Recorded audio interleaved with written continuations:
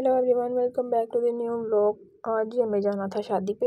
एक दिन और 3 दिन शादियों का इनविटेशन और ड्रेसिंग की ज़रा समझ नहीं आई थी क्या करें।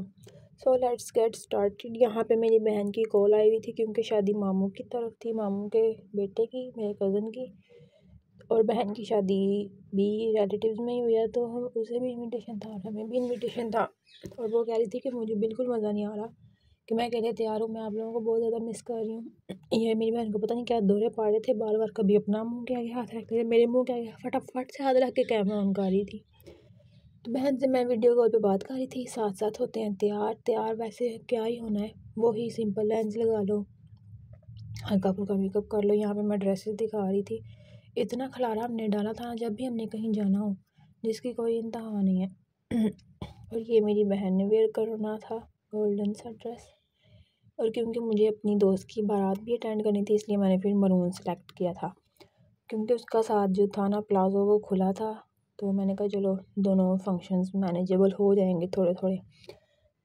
फिर यहाँ पर जी हम लोग तैयार श्यार हो रहे थे और ये मेरी बहन आपको डरा रही है, मिरर ख़राब है इस वजह से। और ये जान तंग कर रही है। जान ने हर जगह घुसना होता है, कोई भी काम हमसे पहले जान फटाफट से कर आती है, हमें तो करने की ज़रूरत ही नहीं पड़ती ना, हम कोई काम करते हैं।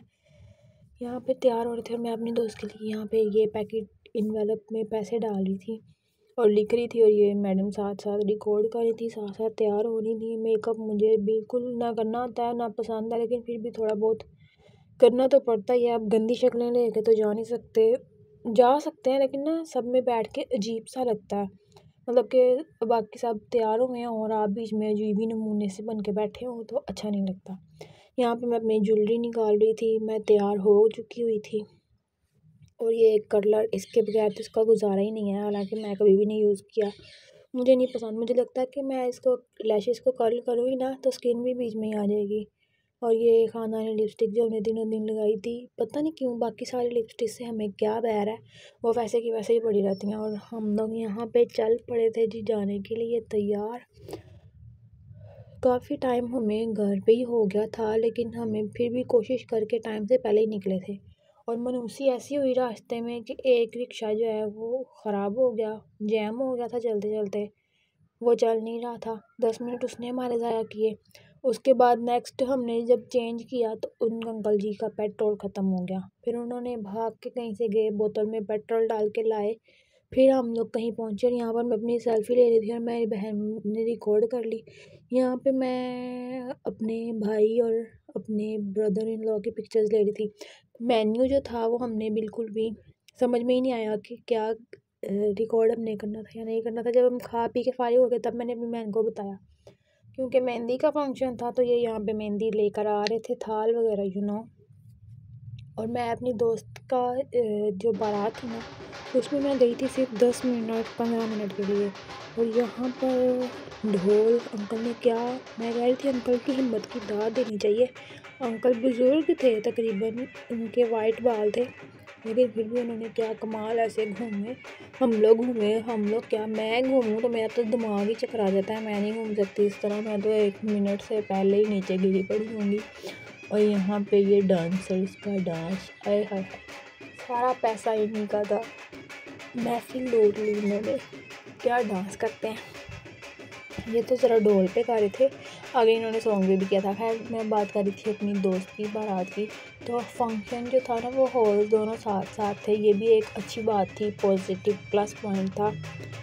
मैं वहाँ पे भाई के साथ गई दूसरे हॉल में, 10-15 मिनट बैठी, उससे मिली और अपनी दोस्त से और वापस आ गई।